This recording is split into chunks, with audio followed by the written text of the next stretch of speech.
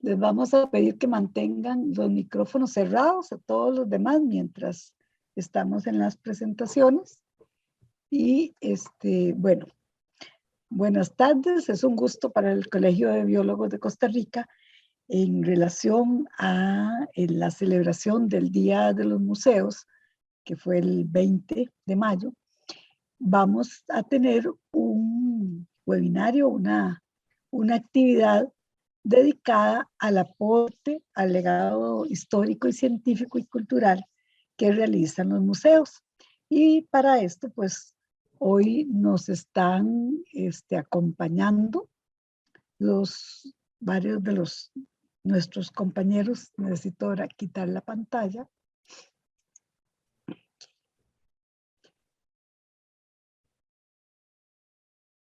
Y bueno, tenemos a Marcela Sánchez, que es licenciada en biología, con énfasis en biología tropical, y que tiene experiencia en estudios de ecología, invertebrados y manejo de colecciones.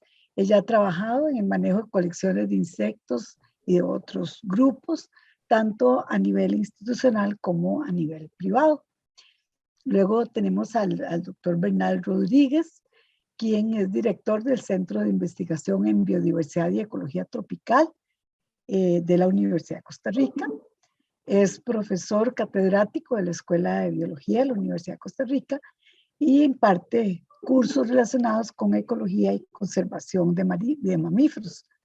Recientemente fue nombrado como primer director del Centro de Investigación de Biodiversidad y Ecología Tropical, y en su carrera ha recibido varios premios por su trabajo, y tanto en la conservación como en la investigación, como el premio Bernardo Villa en el 2007, el premio Whitley en el 2012, otorgado por la princesa Ana de Inglaterra, el premio Aldo Leopold en el 2019 por la Sociedad de Mamíferos, de Estudios de los Mamíferos, y el premio de liderazgo en conservación de América Latina, otorgado por la National Geographic el año pasado. Luego tenemos a la profesora, a la máster y licenciada Ana Cristina Briceño. Ella es licenciada en biología con énfasis en zoología y también realizó estudios de restauración y museografía en el Instituto Manuel María Negrete en México. Ella, bueno, en su experiencia como bióloga ha trabajado en la Estación Biológica La Selva como regente y también como asesora en el Ministerio de Ciencia y Tecnología en el programa de popularización y divulgación de la ciencia. Es museógrafa y desde 1992 ha estado trabajando en esta área.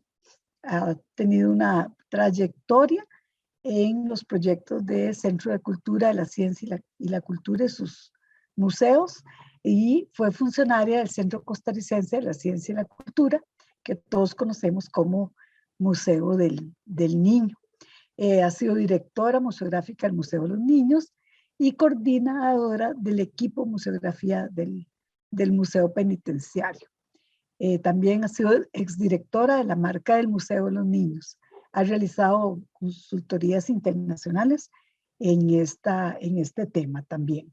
Así es que tenemos a 3 colegas que han tenido una trayectoria en el tema de museos, y vamos a empezar con la presentación de Marcela Sánchez.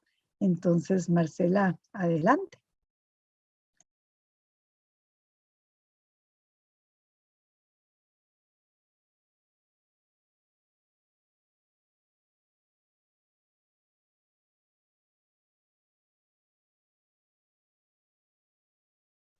Ahora sí.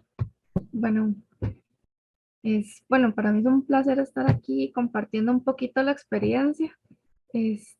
Para los que no me conocen, bueno, yo soy principalmente entomóloga, sin embargo, he trabajado realmente con muchos grupos biológicos, tanto a nivel terrestre como marino, me ha tocado, aunque no he sido bióloga marina y he tenido que acudir a mis colegas, he tenido que aprender mucho sobre el manejo de diferentes tipos de colecciones. Y pues aquí les traigo como una pinceladita de lo que es digamos, el esfuerzo de la biología en lo que es la conservación de esa historia natural. Bueno, lo primero que hay que definir, que es muy difícil generalmente para la parte popular, es qué es cultura. Pues cultura es todo aquello que hace el ser humano, pero si nos vamos a profundizar, podemos definir que también la podemos empezar a clasificar en cultura personal como lo que me define a mí como persona, de lo que hago desde que me levanto, mis actividades, mis costumbres, y podemos ir ascendiendo a una cultura familiar como a los aspectos que compartimos con la familia, la parte local como costumbres de los pueblos, y ahí podemos seguir subiendo hasta nivel provincial, nacional e incluso global. Pues la ciencia en sí también es una cultura. Lamentablemente, bueno, pues nos tienen como bailando de una categoría a otra, al menos en el sector público. Yo personalmente trabajo en el Museo Nacional, pero también soy consultora independiente y sí he notado, por ejemplo, que este concepto suele ser un poco abstracto, porque nos dicen, sí, pero ustedes son cultura y lo primero que le vienen a la mente a las personas son las mascaradas, la música, el arte, pero la ciencia nunca está encasillada en la cultura.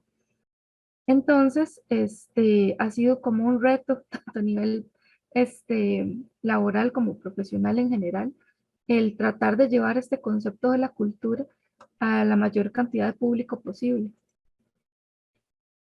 Entonces, generalmente tenemos en los medios de comunicación la expectativa versus la realidad. Sí, ese escritorio desastroso es el mío. Entonces, los anuncios, los medios de comunicación, eh, plantean cuando uno dice, es que usted es un científico, se imaginan que uno está en esos laboratorios divinos, con la mejor tecnología, con un presupuesto infinito, con material, equipo, consumibles, etcétera. Pero la realidad es que no. Generalmente tenemos un rinconcito donde está hecho un desastre, especialmente si estamos trabajando.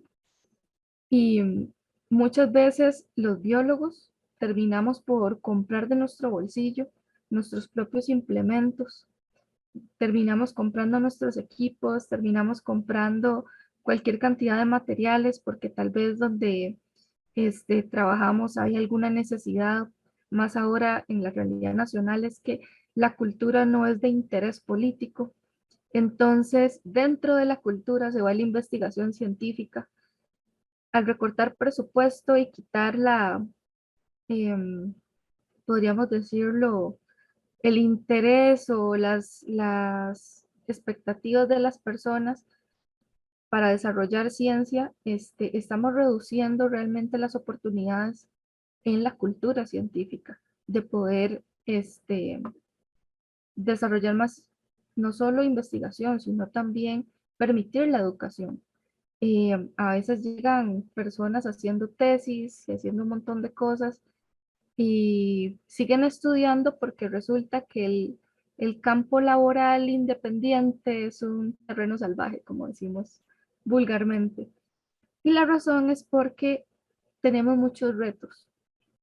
Esos retos generalmente es un aspecto que los demás, especialmente si son clientes privados, empresas, universidades, centros educativos, compañías transnacionales especialmente que uno llega y les plantea, por ejemplo, me pasó con un monitoreo y todo esto que estamos viendo en pantalla son la mayor cantidad, como lo mínimo, por decirlo así, de aspectos que tenemos que contar en nuestro presupuesto para poder generar ciencia, para poder crear una colección. Las colecciones no salen de la nada, tienen un esfuerzo de muestreo, tienen un estudio, tienen objetivos, tienen bastante trabajo detrás y eso lo tenemos que cobrar. Entonces, a la hora de hacer los presupuestos y generar, digamos que iniciativas de monitoreo biológico en poblaciones silvestres,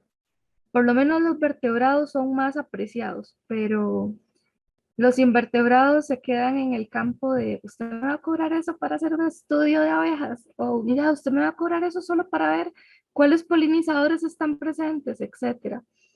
O responder a una pregunta tan sencilla como en una de esas consultorías, que fue si realmente un plaguicida estaba beneficiando o no a las abejas de una X plantación, en la cual empezaron a, por decirlo de alguna manera, como a ser atraídas o atraídos los enjambres de abeja africanizada. Estábamos viendo que tenían ácaros cuando estaban fuera de la plantación y adentro construían más rápido y no tenían ácaros. Pero para poder a nivel científico validar una información, una teoría, una hipótesis, hay que hacer el estudio, hay que generar ese esfuerzo. Entonces, las personas, uno cobra y dicen, bueno, no, pero ¿cómo va a cobrar eso? Bueno, es que son implementos, es que es la gasolina, es que es el hospedaje, son los viáticos de supervivencia, la gasolina para el generador, hay que comprar implementos, te piden colección, te piden manuales, te piden artículos. Y bueno, a la hora de que uno plantea la importancia de una colección científica o de mantenerlos duplicados y depositarlos en colecciones oficiales del Estado, llámese la Universidad de Costa Rica, llámese el Museo Nacional o otras colecciones que están registradas en CONAGEBIO. Entonces ya se planta y no, es que cómo vamos a hacerlo público, no podemos dejarlo porque esto es de la compañía. Y tenemos que ver que la biodiversidad por constitución en realidad es patrimonio del Estado. La ciencia también es un patrimonio. La información que nosotros generamos no se hace solamente para ser engavetada, se hace para ser publicada en una revista científica, para generar lo que son precisamente las colecciones de referencia. Y pues bueno, este aspecto suele ser un poco controversial. Luego, tratando también de entrar en el juego, digamos, de la expectativa versus realidad, esta imagen pertenece a un museo de Argentina, que para mí son como mis ídolos.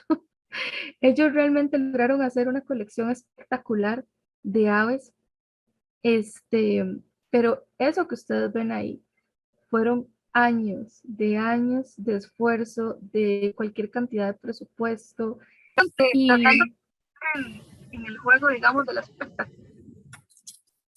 Este, precisamente esas cosas son las que uno, perdón, es que se me fue el auto. este, Uno trata como de ver que las colecciones que uno genera, tanto a nivel privado como en mi trabajo, digamos, yo trabajo en un museo, queden lo más accesibles al público posible, a público científico y a público general. Sin embargo, es muy caro mantener un museo. Realmente los museos son bastante costosos, requieren un presupuesto muy elevado, requieren mucha dedicación, mucha creatividad también, porque a veces no tenemos, y como dicen, la necesidad Recording in madre del ingenio, progress. la, la necesidad madre del ingenio, como se dice. em, entonces, generalmente tenemos implementos, pero tal vez no tenemos suficientes. O tal vez tenemos un taxidermista, pero no da abasto. O tal vez tenemos ese mismo taxidermista, es muy hábil, pero tal vez no tenemos como en esta imagen un almacenamiento bonito y apto para ciertos montajes. O tal vez tenemos un tipo de muestra que no podemos manejarlo de esta manera. Entonces, generalmente nuestras colecciones se ven de esta otra manera. Son colecciones científicas, no están hechas para verse hermosas al público, para que todo el mundo diga, ah, mira qué bonito, no. Están hechas para investigar y a veces el científico deja mucho de lado esa curiosidad del público, que si uno la despertara un poco más, tal vez el cobro de las entradas y otro montón de aspectos podrían ayudar a ciertas instituciones, tanto públicas como privadas, especialmente las privadas, que son las que dependen literalmente de generar su propio presupuesto, de conseguir financiamiento para sus diferentes investigaciones. Como entomóloga, digamos, a mí los pájaros los uso más que todo porque son más grandes, la gente los conoce más, los insectos son otro mundo, pero el ejemplo me resultó bastante curioso porque siempre nos preguntaban cuando estamos haciendo una consultoría si vamos a montarlos como en la primera imagen y no como en esta. Y cuando les decimos, bueno, es que el taxidermista nos ayuda con diferentes cosas, etcétera. Y entonces ya te hacen caras, ya te hacen aquí, mira, es que cuesta tanto, es que el almacenamiento ya no va a ser una caja, sino imagínense todos los ejemplares que están en esta imagen, cada uno con su respectiva, em, ¿cómo se puede decir? Una modificación en la caja para poder evidenciar algún proceso de la población, como dimorfismo, como si son los juveniles, si son los adultos, los nidos, los huevos. Es mucho espacio, es más trabajo, es más dinero. Entonces, generalmente las colecciones, con un objetivo meramente científico, van a tratar de ubicar la menor cantidad de espacio posible. Y entonces volvemos al tema del esfuerzo. No solo es que el taxidermista, no es que ese taxidermista pasó horas preparando al pollito. Y que qué bonito, y así, pero ese pollito tiene género, tiene especie, esa persona se sentó, hizo todo, no solamente el diseño de muestreo en campo, sino la conservación de cada muestra. Y aquí es donde viene la parte más importante y es lo que le da el valor científico a un ejemplar. Y son los datos. Los datos del muestreo, dónde fue que lo colectó, cuáles son las coordenadas, a qué altitud, la fecha, los recolectores. Y muchas veces, por ejemplo, a veces llegan a donar animales que tal vez atropellaron o no sé, un pajarito que pegó con una ventana.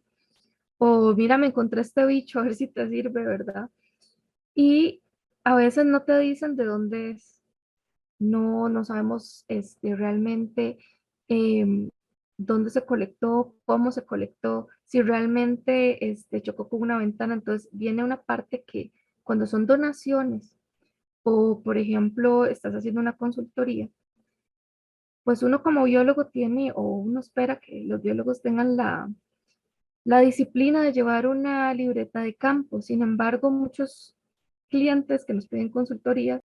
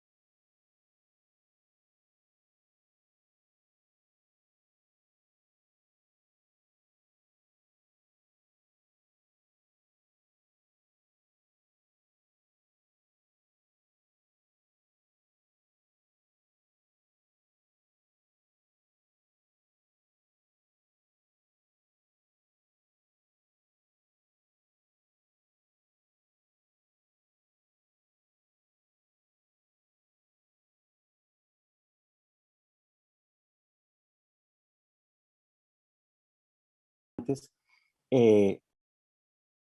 vive con estas preguntas. ¿Cuáles especies hay? ¿Dónde están y para qué sirve? Es natural o es conocido que nosotros hemos modificado el ambiente, utilizamos el ambiente y hemos aprovechado de las especies con las que convivimos. Por definición, los mamíferos en especial es un grupo que son máquinas devoradoras, ¿verdad? Tenemos una tasa metabólica que mantener y somos máquinas devoradoras. Entonces yo creo que el ser humano siempre ha tenido estas preguntas y esas preguntas son válidas hasta el día de hoy. ¿Cuáles especies hay? ¿Dónde están? ¿Y para qué nos sirven? Entonces, como lo mencionaba Marcela, la biodiversidad es patrimonio natural del país y cualquier país en proceso de desarrollo debería tener como prioritario conocer cuál es su patrimonio. Entonces, ese proceso se inició hace muchísimos años y digamos que ha tenido altibajos. Yo me atrevo a decir de que ha habido momentos donde ha sido más prioritario que otros. Creo, sin embargo, que el país ha tenido la virtud de por lo menos mantener colecciones por más de 100 años. Entonces, de alguna u otra forma también ha habido un interés hasta político, por decirlo así, por mencionarlo de alguna forma. El inicio de contestar estas preguntas y otras no empieza ni con el Museo Nacional, por supuesto, ni con las universidades o lo que eran las colecciones Inbio, etcétera. Realmente, las primeras informaciones y conocimientos sobre nuestra diversidad lo generan las primeras naciones, ¿verdad? Que no se puede negar de que tenían un amplio conocimiento de los mamíferos con los que, de las especies con las que convivían, ¿verdad? Entonces ya la domesticación de plantas y de animales tienen miles de años de existir y para eso se necesitaba tener un conocimiento sobre esa diversidad. Entonces aquí inicia, ¿verdad? Esto que presenté aquí, estas fotografías son simplemente pruebas de ese conocimiento, de esa diversidad con la que hoy en día todavía convivimos. Ahí me salto mucho el camino y menciono que en el siglo XIX en este país fue un siglo muy importante y principios del XX fue fundamental porque es donde recibimos principalmente visitantes de Europa y ellos empiezan a formar a los primeros costarricenses en el tema de colecciones y en el interés por conocer esa biodiversidad. Entonces, estos algunos ejemplos, ¿verdad? Estas dos fotografías, por mencionar algunos nombres, von Francius, Hoffman, Pittier, Violet, Berkeley, Underwood, Cherriet, Tondús, entre otros, han sido formadores y gente interesada en las mismas preguntas. ¿Qué especies hay? ¿Dónde están? ¿Y para qué sirven? Ellos generan ya de una forma más sistemática y empiezan a publicar el conocimiento sobre nuestro patrimonio natural. Hoy serían biólogos, en ese momento son naturalistas, y algunos eran ya botánicos, jardineros, otros no, pero ellos son de los primeros en publicar sobre nuestro patrimonio natural. Por supuesto que a finales de siglo se consolida esta iniciativa, se consolida y digamos que de alguna forma el Estado asume la responsabilidad de tener colecciones, digamos, de una forma más institucional. Y hay una ley que crea el Museo Nacional en 1887. Y bueno, hablar de la historia del Museo Nacional nos tomaría varias horas y ha tenido altibajos, y en especial sus colecciones de historia natural han tenido altibajos muy marcados, fáciles de seguir en la historia, pero bueno, es una colección que se mantiene, que está viva, que está ahí vigente. Esto es una fotografía de Anastasio Alfaro con Underwood y con Cherrier, los primeros taxidermistas del Museo Nacional. El Museo Nacional no solo se inicia con las colecciones Troyos, sino también con las colecciones de historia natural, que son muy importantes en toda la historia de la institución. Y ustedes, como lo mencionaba Marcela, ahí ya ven que algunos ejemplares están preparados para una sala de exhibición y otros están preparados como testigos, ¿verdad?, de ese patrimonio natural. Entonces, el Museo Nacional tuvo importantes colecciones en el a principios del siglo XX. Las colecciones más importantes de aves, por ejemplo, estaban en el Museo Nacional de Costa Rica. Diferentes colecciones a las que hoy tenemos. En algún momento hubo colecciones de reptiles, por ejemplo. Originan el Parque Zoológico Ellos le llamaban la colección de animales vivos, de ahí pasa a ser después el zoológico. Y algo muy importante que ya Marcela tocó, ¿verdad? Es que no solo se mantuvieron en colecciones de científicas, sino que tuvieron una exhibición de historia natural, que posiblemente a nivel de Estado ha sido la exhibición permanente más importante que hemos tenido. Yo Bernal, personalmente creo que el Estado costarricense, incluye las universidades, tenemos una deuda con la sociedad porque no hemos logrado hasta ahora tener una exhibición permanente de historia natural o un museo de historia natural como tal que nos permita visitar y conocer un poco más ese patrimonio natural. Desgraciadamente esa colección desaparece, ¿verdad? Bueno, hoy en día las colecciones principales no son las únicas de historia natural. El Herbario Nacional, que es bastante grande, la colección de insectos es muy importante, que es la que trabaja Marcela, que ya lo mencionó, una colección de mamíferos y aves. Ojo, estoy diciendo las principales, ¿verdad? Hay otras colecciones. Ya llegando al tema de la Universidad de Costa Rica en los años 60, se crea el departamento de biología y se empieza de nuevo con algunos profesores, ya no eran europeos, sino que eran principalmente estadounidenses mezclados con los primeros costarricenses, biólogos, conocidos por lo menos los nombres por los más viejitos de nosotros. Y bueno, Gary Stiles, un ejemplo, don William Bussing, Douglas Robinson, y para ellos eran las mismas preguntas inicialmente, ¿verdad? ¿Cuáles especies hay? ¿Dónde están? ¿Y para qué sirven? Venían con yo me imagino, ¿verdad? Que venían con una ilusión y con una ilusión y con un sueño de poder desarrollar la biología tropical, ¿verdad? Y me imagino que se les llenaban los ojos de verde y de bichos y de historias, ¿verdad? Cuando empezaban a estudiar la biología tropical. Este Museo de Zoología se funda en el 20 de abril de 1966. Inicia principalmente como para tener colecciones de enseñanza para los cursos de la Escuela de Biología, que era un departamento en ese entonces, y poco a poco estas colecciones empiezan a crecer y por supuesto terminan siendo principalmente colecciones generadas por el proceso de investigación.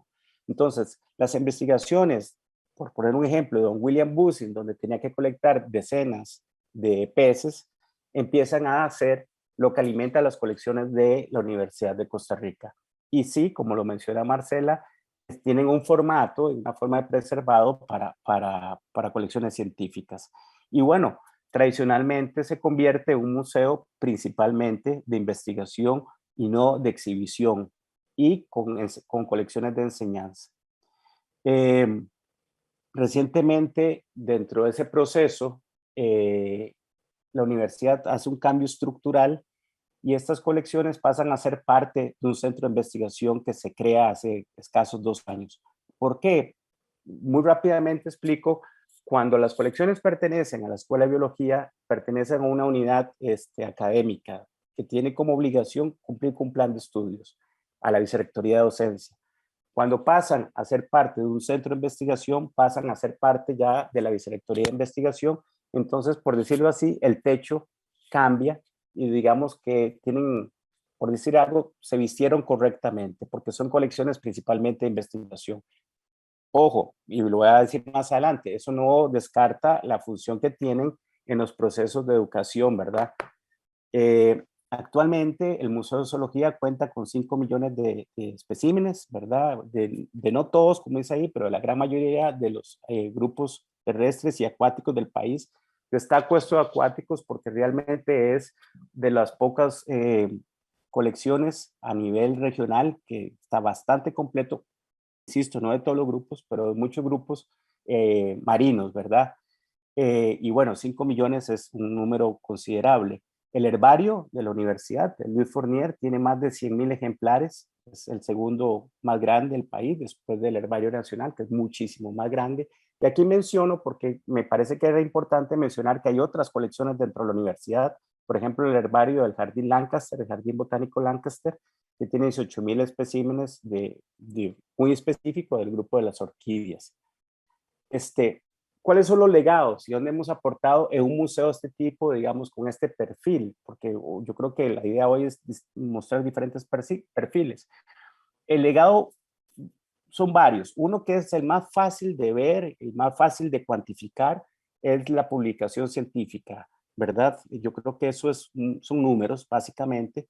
Entonces, aquí menciono que dentro de la Escuela de Biología, el CIBET, el CIMAR, el Centro de Investigaciones del Mar, ¿verdad? Y el Jardín Botánico Lancaster, solo en el año 2020 se produjo 300 publicaciones científicas, la gran mayoría en revistas indexadas, internacionales, etcétera. Entonces, estos gráficos que son un poco aburridos, pero lo único que quiero mostrar, y ustedes pueden ver las escalas 30, 45, 60, ¿verdad? Son números que son varias decenas de publicaciones científicas que se generan y que están asociadas a estas colecciones, en su mayoría, no todas, pero en su mayoría están asociadas a las colecciones. Eso es un aporte importante, porque esto es conocimiento que se generan en las universidades, en este caso, y conocimiento que nos permita tomar mejores decisiones en el futuro. Descubrimientos biológicos importantes. Bueno, entre estos centros se han descrito más de 1.100 especies nuevas, incluyendo 6 especies de anfibios, 43 de peces, 20 de corales, 15 de moluscos y crustáceos, 150 insectos y 230 orquídeas. Repito que eso no es exclusivo del Museo de Zoología, pero estoy hablando de estos centros que son como centros hermanos de investigación y que ayudan a generar colecciones. Uno de los grandes problemas es que estas colecciones de investigación cogíamos, por decirlo de alguna forma, de la parte de exhibición, porque no están hechos para exhibición. Solventando un poco parcialmente esto, en el Museo de Zoología hemos hecho varias exhibiciones y hemos montado, digamos que una submuestra de lo que tenemos y lo hemos llevado a distintas partes del país para dar a conocer el museo y bueno, para compartir y para que el público general pueda ver distintas cosas de las colecciones. Por supuesto que no es una exhibición permanente, sino que son exhibiciones temporales. Y ha sido una buena experiencia, pero seguimos cojeando un poco en eso. Entonces, un museo de investigación que forma estudiantes que tiene un impacto en la sociedad. Entonces, para mencionar eso y para ir terminando, el Museo de Zoología cuenta con al menos 24 colecciones y colecciones anexas. Voy a mencionar, por ejemplo, colecciones de tejido, colecciones de cráneos, colecciones de huevos, de nidos, etcétera, que son colecciones paralelas a las colecciones principales. Tenemos 5 millones de ejemplares aproximadamente, y se han descrito alrededor del Museo de Zoología nada más 400 especies nuevas para la ciencia. Esto es un aporte no para la sociedad costarricense, es un aporte para la humanidad y una responsabilidad de poder mantener estas colecciones a futuro, ¿verdad? Que siempre es un reto que ya Marcela lo mencionó. Hay decenas de publicaciones al año. El CIBED, por ejemplo, en estos 2 años ya está llegando a las 90 publicaciones y está iniciando. Y bueno, ahora va creciendo exponencialmente con el número de proyectos inscritos. A pesar de que no somos un museo de exhibición, entre solicitudes de escuelas y grupos específicos, recibimos más de 150 estudiantes al año, en una forma un poco improvisada, porque repito, no estamos preparados para esto, pero recibimos más de 150. Eso no es mucho, soy consciente de eso, pero recibimos. Interactúa las colecciones con los cursos, y aquí esto es fundamental, y yo creo que nosotros como biólogos agradecemos que tengamos la oportunidad de tener colecciones en nuestra formación, el curso Zoología 1, el curso Zoología 2, Botánica, etcétera. Todos esos cursos se alimentan y se complementan sus planes de estudio con las colecciones. Eso hace una gran diferencia en los programas de estudio. Y por último, en la formación de estudiantes, cada semestre tenemos entre 15 y 20 estudiantes que no solo en su formación como biólogos, no solo se limitan a llevar los cursos, sino que terminan aprendiendo dentro de estas colecciones, formándose y algunas veces hasta especializándose en esas colecciones. Ese es mi ejemplo, digamos, yo a los 20 años me metí en la colección de mamíferos y ahí, tanto en la del Museo Nacional como en la del Museo de Zoología, y ahí fui aprendiendo como si fuera una maestra, digamos, una profesora más, la colección. Esa parte de formación de futuros biólogos es muy importante. Entonces, ya para terminar, en este par de minutos, yo creo que cada colección tiene un reto, cada institución tiene un reto, muchos retos, pero uno de los retos que está muy claro para nosotros es poder socializar la información. Esto es una foto de una vez que hicimos un encuentro de curadores y esa es una de las conclusiones que llegamos, un encuentro de curadores entre el Museo Nacional, el INVIO en ese momento y las universidades. Necesitamos poner disponible la información a la sociedad costarricense. En este sentido, digamos, el Museo Nacional ha dado un paso al frente y tiene ya las bases de datos bastante bien. Y nosotros, el Museo de Zoología de la Universidad de Costa Rica, hemos iniciado el último año un proceso para poner disponibles las bases de datos. Es importante que el conocimiento científico llegue a la sociedad costarricense y de alguna u otra forma empiece a mejorar la calidad de vida de nosotros. Muchas gracias y esas son pues las instituciones que me acompañan. Gracias. Muchas gracias, Bernal, por tu presentación. Y vamos a escuchar ahora a Cristina Briceño. Buenas tardes. Gracias por la invitación. ¿Me escuchan bien? Sí. Sí, perfectamente. Bueno, y felicito al Colegio de Biólogos por hacer este espacio para hablar acerca de la importancia de los museos. Voy a iniciar la presentación. Me avisan si la ven, por favor.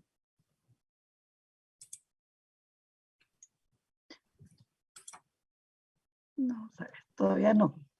Todavía no, ok. Un momentito, vamos a...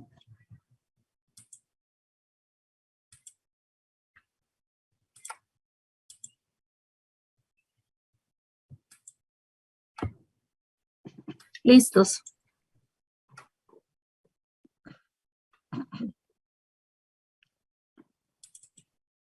Todavía no, todavía no. Ahora sí, ya viene.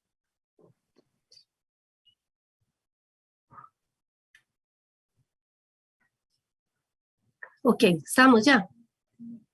Está abriendo, ahí está ya.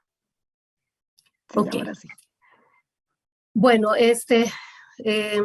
yo quisiera hablar un poquito acerca más de la labor de divulgación y de comunicación en los museos, hablando especialmente a través de la museografía. Una cosa que nosotros tenemos que tener en cuenta es qué es un museo, ¿verdad? Para ver el contexto. Un museo, ¿verdad? Es una institución sin fines de lucro permanente. Voy a ver si puedo cerrar un poquito aquí la vista. Ok, perfecto. Sin fines de lucro, ¿verdad? Permanente al servicio de la sociedad y su desarrollo, abierta al público, que adquiere, conserva, investiga. Eso fue mucho de lo que hablaron los compañeros. Comunica de diferentes maneras. Una de las formas de comunicar y la más conocida es a través de las exhibiciones.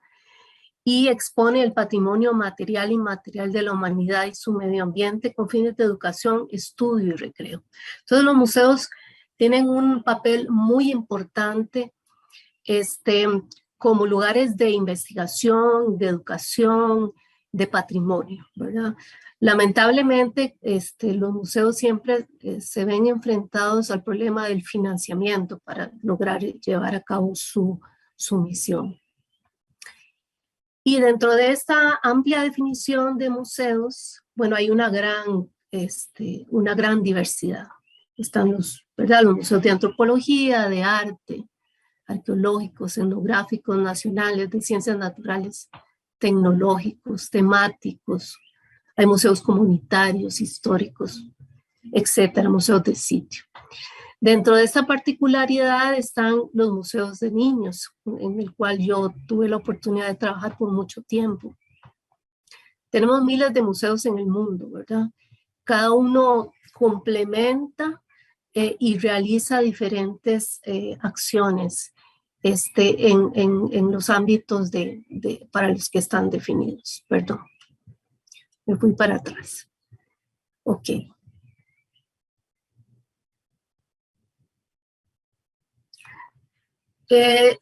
Dentro del mundo de los museos, ¿verdad? Hay especialidades dentro del área de la museología, que es el área que se encarga de verdad de esta amplitud de los museos. Está la museografía. La museografía se enfoca básicamente a desarrollar exhibiciones, al acondicionamiento de la exposición, ¿verdad? Corresponde al diseño e instalación del espacio museográfico, pero no solo al diseño, sino al contenido de la exhibición. Entonces,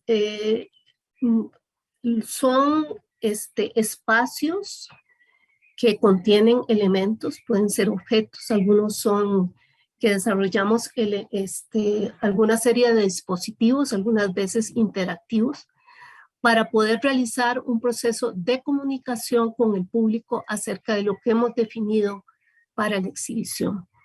Entonces, en ese espacio de comunicación, no solo está el texto, no solo están los objetos, sino están todas las partes de comunicación que tienen que ver con la parte emocional, con la parte del cuerpo, que interactúa con los elementos.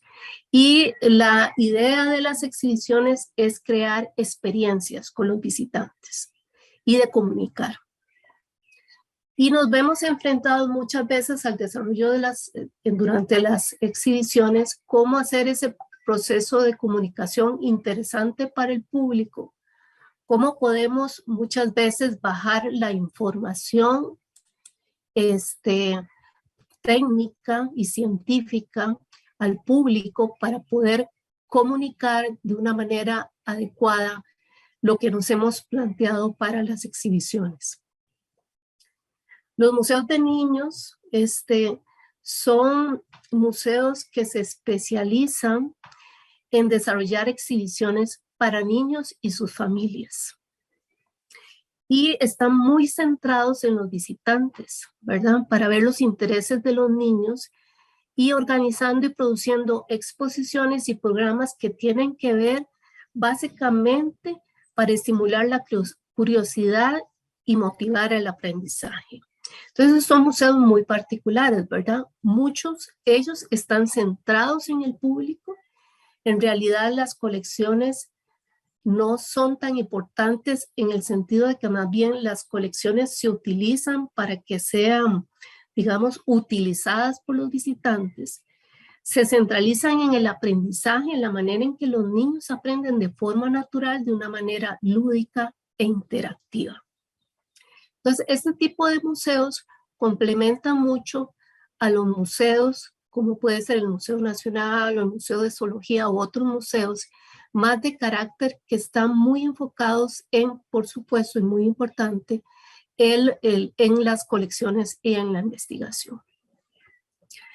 Para desarrollar una exhibición, ¿verdad? Se necesitan dos cosas muy importantes. Uno, que son la área de curaduría, que el Museo de los Niños tiene su particularidad, pero ese es el que da el sentido que se le quiere dar a la exposición. Es decir, ¿qué queremos? ¿Qué mensajes se llevan los visitantes? ¿Qué contenido vamos a dar? Porque efectivamente no podemos contar todo lo que quisiéramos contar. ¿Qué interesa que los visitantes conozcan? ¿De qué interesa que reflexionen, que perciban? ¿Qué impactos queremos que se lleven? ¿Qué sensaciones e incluso hasta qué emociones? ¿Verdad? Porque la visita al museo es, al fin y al cabo, es una experiencia. Entonces, el curador es el que ve y estudia los temas. Entonces, en mi experiencia en el Museo de los Niños, la parte del contenido es sumamente importante para guiar toda la parte de diseño y la parte de museografía. La parte de museografía es la que se encarga de ver cómo vamos a plasmar esos objetivos, esos mensajes de comunicación, esas sensaciones, esa interacción para lograr los objetivos planteados. La curaduría es entonces quien guía a la museografía, quien guía el diseño. Si no hay esa curaduría presente, los diseñadores pueden perderse en el camino. Y aquí también participan los compañeros de educación, que ayudan mucho en ese proceso, ¿verdad? En la forma en que los niños aprenden, especialmente del área de educación no formal. Entonces, es un trabajo interdisciplinario en equipo donde se va desarrollando durante todo el proceso de la exhibición y donde deben de hacerse los ajustes que se deben de hacer durante el proceso, porque muchas veces puede ser que lo que nos planteamos al principio, después durante el proceso, vemos que tal vez no era lo adecuado. Y también es importante que una vez que desarrollamos la exhibición, vemos cómo se comporta después el público con la exhibición, porque siempre sucede que hay cosas inesperadas respecto a las reacciones o a los impactos que tiene la exhibición en el público. Entonces, la importancia de tener la evaluación y estar monitoreando después de que la exhibición se ha hecho, qué es lo que ocurre en la exhibición con el público y si lo que nos habíamos planteado como intereses para el desarrollo de la exhibición se haga o no. Entonces, una de las cosas importantes que pienso yo que una exhibición tiene que tener de ciencia es que podemos alimentar la curiosidad en los niños y el deseo de aprender, ¿verdad? No es meramente dar información, información, información. Más bien es introducir hacia los temas. Nosotros podemos desarrollar también en las exhibiciones y especialmente en las actividades complementarias, actividades donde los niños puedan hacer observaciones, puedan recopilar información, puedan formular preguntas y contestar preguntas, puedan hacer conclusiones. Y los museos de niños son particularmente importantes para el desarrollo de este tipo de actividades con la ciencia. Las habilidades que desarrollan el conocimiento científico ayudan a las personas y a los niños en muchos aspectos, ¿verdad? Desde lo que es el proceso de análisis, de la reflexión, del trabajo en equipo, de desarrollar elementos como la paciencia, la observación, la perseverancia, la discusión, la crítica, ¿verdad? Acciones y consecuencias.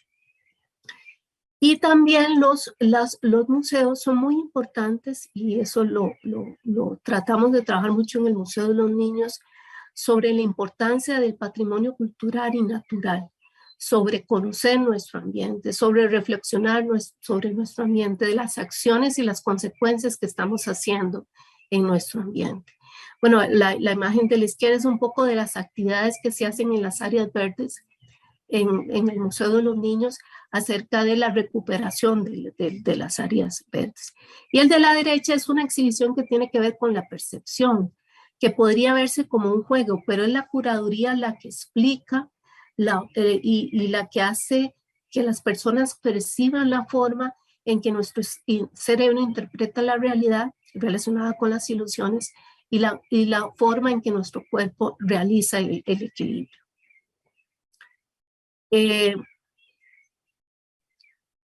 Entonces, para mí es importante que cuando usted tiene la oportunidad de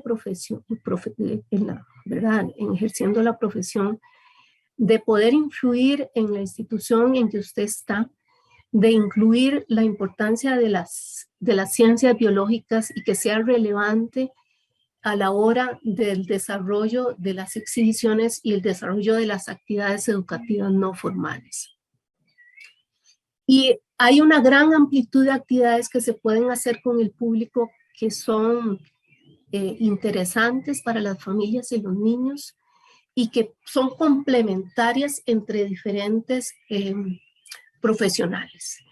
Y me refiero a que podemos no solo hacer actividades no formales, educativas, sino también podemos incorporar a los compañeros en actividades artísticas, podemos hacer conciertos con diferentes temáticas y podemos utilizar, bueno, nuestros espacios no solo para la discusión más científica, sino tratar de alcanzar a otros públicos, ¿verdad? Y promover la reflexión acerca de lo que estamos haciendo, porque en museos suele suele pasar que nos enfocamos mucho en el trabajo de la investigación y de la colección, pero el gran público no conoce en realidad la importancia de lo que están haciendo los museos y la importancia de que existan y de la importancia de las colecciones y del patrimonio que manejan y de la importancia de darle recursos económicos para que puedan sostener y salvaguardar ese patrimonio que tienen. Los museos son espacios que en general las personas valoran como lugares de confianza y referencia. Pero tenemos que también lograr que los museos sean visitados por la mayoría de las personas, ¿verdad? Los museos compiten por el espacio, por el tiempo libre de las personas y tenemos que lograr atraer que lleguen a las instituciones de una manera, desarrollando actividades atractivas con contenido para el público.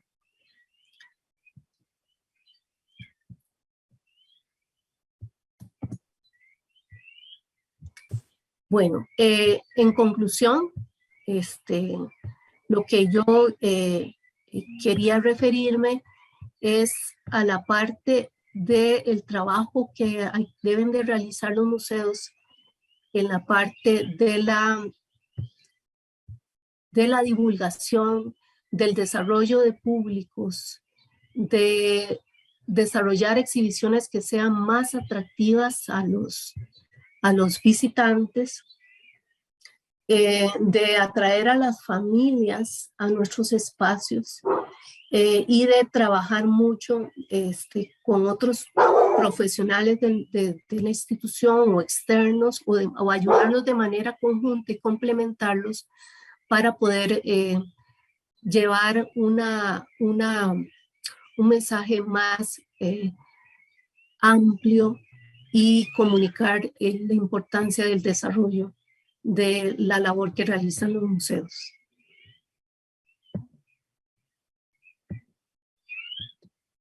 Eso sería. Muchísimas gracias, Cristina. Muchas gracias a los tres. Creo que nos han dado una perspectiva desde diferentes ángulos, pero que entre todos complementan el importante concepto del museo y el significado y la importancia que tienen tanto para el ejercicio de nuestras profesiones, pero sobre todo para la sociedad. Entonces, bueno, abrimos una corta sesión de preguntas. Si alguno de los que están aquí en sala desea realizar alguna pregunta, cualquiera de los tres. No sé si quiere, Cristina, apaga el compartir pantalla. Ok, ya voy. Sí. Perdón. Sí, para que podamos ver las caras de los otros.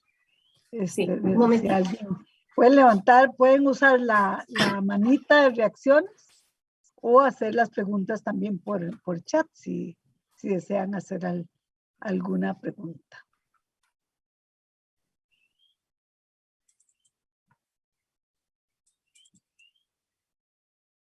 Y entre ustedes también, si entre los miembros del panel desean hacerse alguna pregunta, pues también está esa posibilidad. Entonces, no sé si... Bueno, yo tal vez tal vez una pregunta para los compañeros. ¿Cómo consideran ustedes que podríamos apoyarnos mejor entre museos para complementarnos? Adelante, pero no sé qué desee empezar. Bueno, yo, por ejemplo, escuchando su charla, es justamente lo que yo mencionaba, que es de lo que carecemos nosotros en Museozoología, ¿verdad? Toda esa parte de exhibiciones al público en general, ya sean adultos o menores, etc. Al menos la experiencia que tenemos nosotros como Museozoología de colecciones científicas, lo que hicimos, que mencioné hace unos años, fue hacer el primer simposio curadores de colecciones de historia natural. Esa foto que yo presenté, yo espero que en unos 100 años sea una foto histórica de valor. Y por lo menos tenemos una excelente relación con el Museo Nacional, ¿verdad? Que igual que tal como lo mencioné, hemos complementado las colecciones. O sea, nosotros tratamos de no duplicar esfuerzos, porque al final, como tal como lo mencionó todo el mundo, las colecciones son costosas, ¿verdad? Entonces, para no duplicar. Ahora, su pregunta es muy ambiciosa y es bastante difícil de responder. Yo creo que habría que, en el caso nuestro, desde el punto de vista de investigación, me parece que las colaboraciones científicas en los proyectos de investigación son fundamentales y nos hemos puesto de acuerdo de curador a curador, digamos, en dejar duplicados en ambas colecciones, etcétera, etcétera.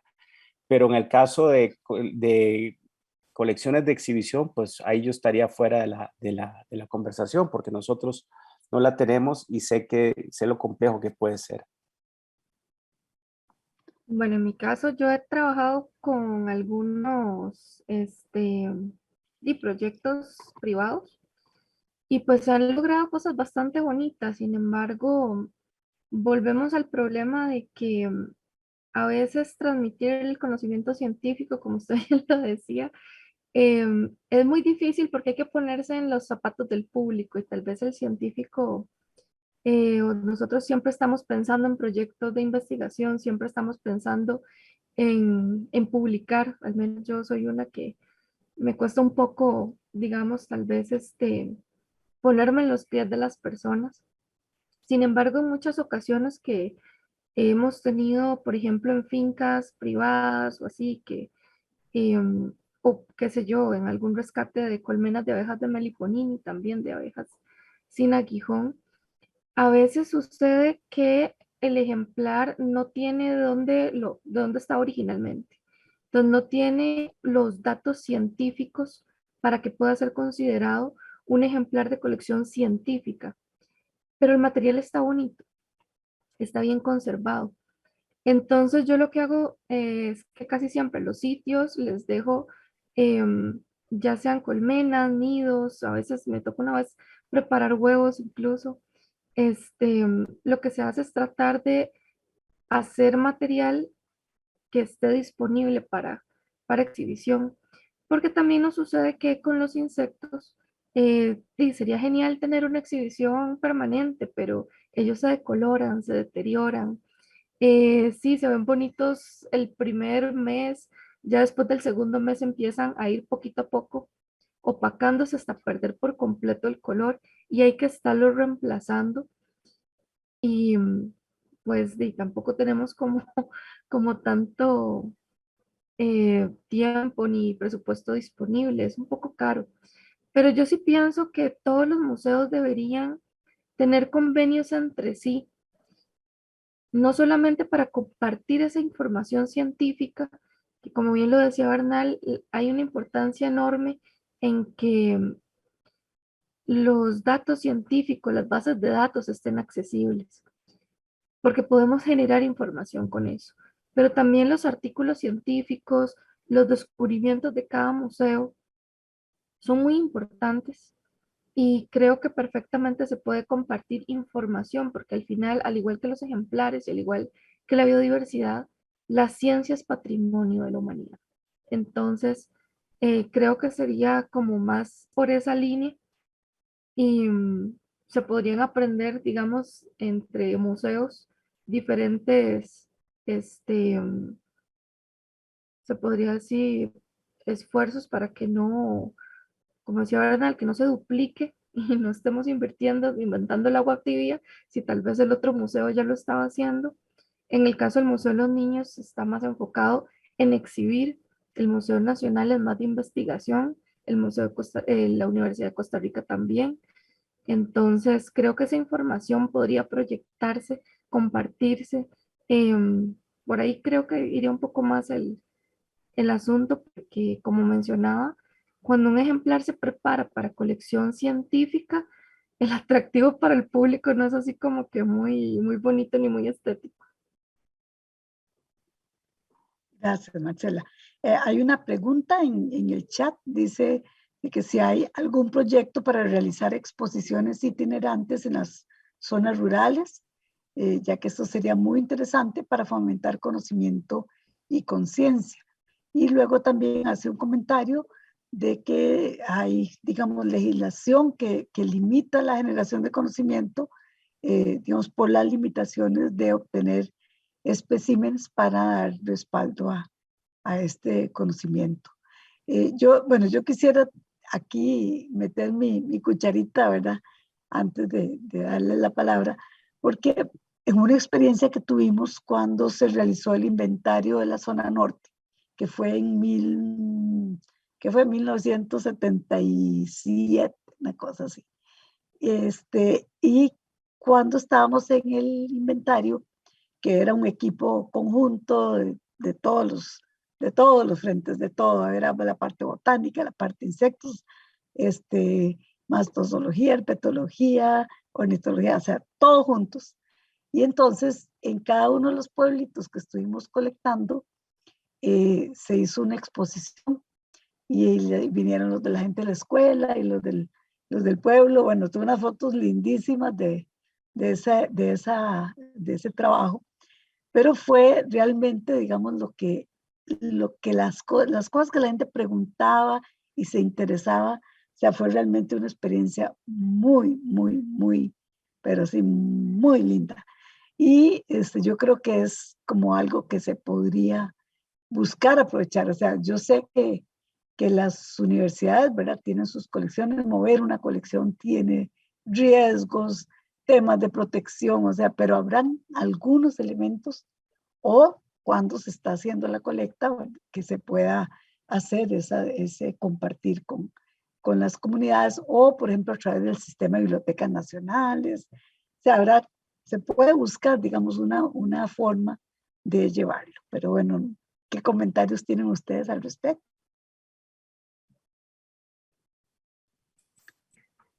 Bueno, con respecto hay una consulta sobre las exposiciones itinerantes. Las exposiciones siempre tienen un costo, ¿verdad? Siempre es en qué exposiciones vamos a dar nuestro presupuesto. Sin embargo, el público siente mucho interés en general por ¿verdad? Por las colecciones. Y hay una serie de estrategias que podemos tener para no llevar necesariamente, ¿verdad? O no utilizar algunas de nuestras colecciones que tenemos que cuidar, ¿verdad? Que forman parte del patrimonio de la institución. Entonces, hay una serie de estrategias que se pueden desarrollar en términos de museografía. Yo pienso que es algo importante que deben de hacer los museos, de extenderse a las comunidades, aunque sea, ¿verdad? A veces difícil y costoso, pero es importante divulgar el conocimiento. Y la labor que hace cada uno de los museos. El Museo de los Niños ha hecho algunas exhibiciones interactivas temporales. Tiene una que se llama De Bichos, que es sobre el tema de artrópodos, que a la gente le gusta mucho. No sé los otros museos qué planes tienen en ese sentido. Bueno, voy a recibir así la respuesta de Cristina. Y Diana tiene la mano levantada, le vamos a escuchar la pregunta y una respuesta.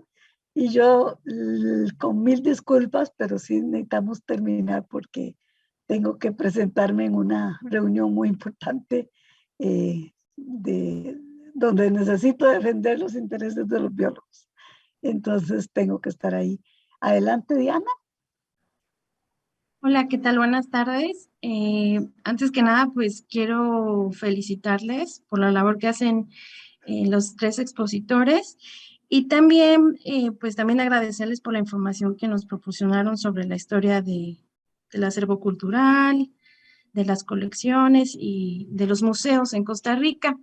Bueno, yo soy bióloga y me da muchísimo orgullo decir que soy de la Ciudad de México, de la segunda ciudad a nivel mundial con más museos en el mundo. Y más que nada, más que una pregunta, me gustaría comentar que yo he tenido esta inquietud desde hace mucho tiempo. Ahora que llegué a Costa Rica, ya recorrí la mayoría de museos que se encuentran en su país. Son realmente muy importantes. Y me gustaría hacer una mención sobre un biólogo que está en México, que se llama Arturo González. Él en el 2010 realizó la exposición más grande paleontológica, donde aproximadamente, no sé la cifra exacta, como 13 millones de personas visitaron en la Ciudad de México. Entonces, esto quiere decir que la gente realmente le interesan. O sea, le interesa la cultura, le interesa la biología, le interesa conocer más de ciencia y, y pues me gustaría muchísimo, bueno, actualmente estoy estudiando la maestría en gestión e innovación tecnológica, pues también hacer como un llamado a todos porque la cultura de la innovación también está un poco rezagada.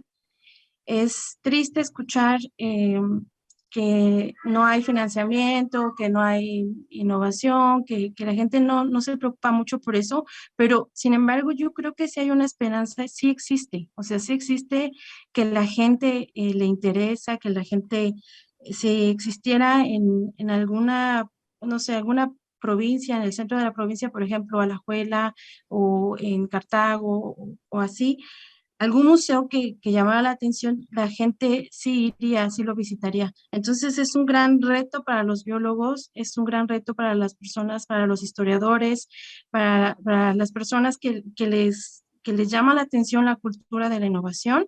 Y pues me sumo mucho a esto y ojalá que se pueda trabajar en conjunto aquí en Costa Rica y se pueda, no nada más para México, no nada más para Costa Rica, Colombia, sino que Latinoamérica en general necesita urgentemente conservar y promocionar la diversidad cultural y el acervo cultural de lo biológico. Muchísimas gracias y que tengan un excelente día. Muchas gracias, Dena, por su comentario. Bueno, sí, para cerrar, Eric. Buenas tardes, muchas gracias por la información brindada, muy interesante el tema.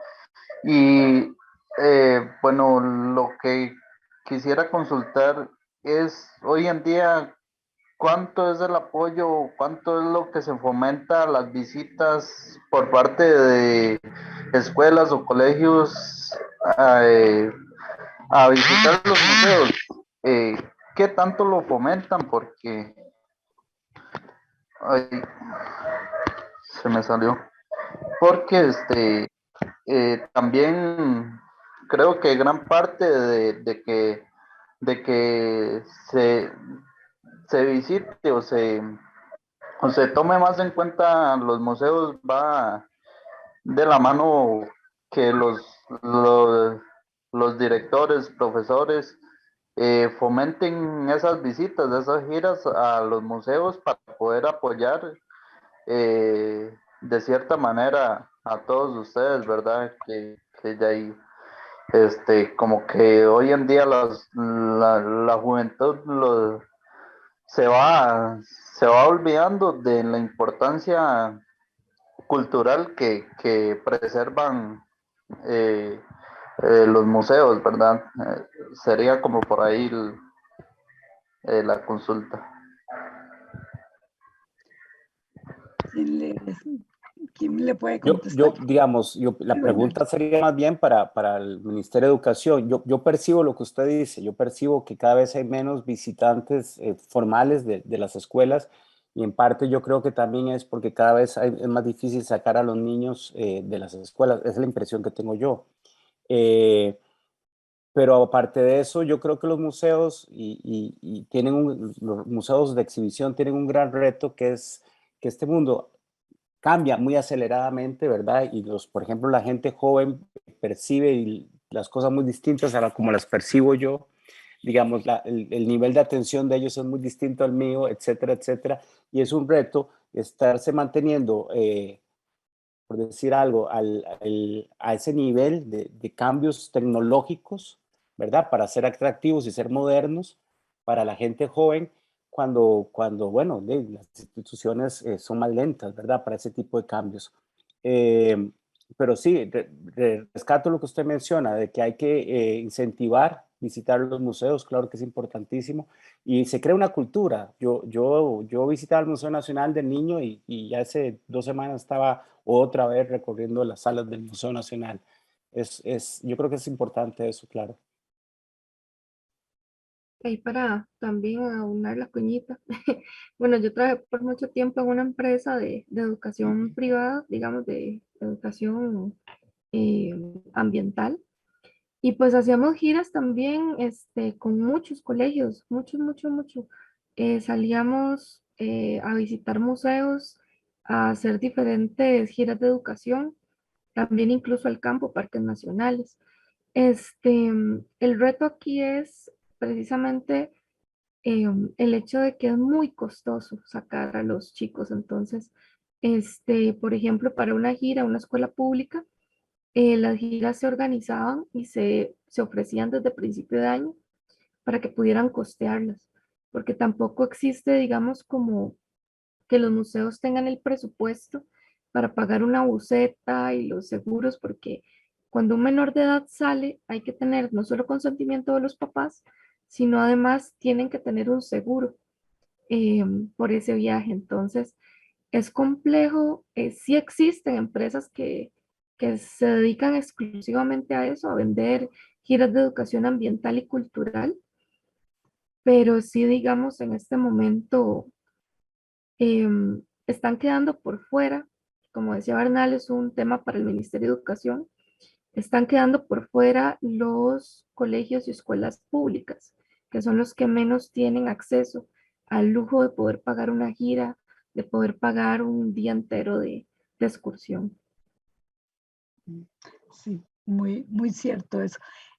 Nada más quería añadir que, bueno, Mónica en el chat mencionó, ¿verdad?, de que la Universidad de Costa Rica ha realizado exposiciones itinerantes en los centros regionales y como todos estos están distribuidos en diferentes partes del país, de esa manera ha llegado también a otras comunidades.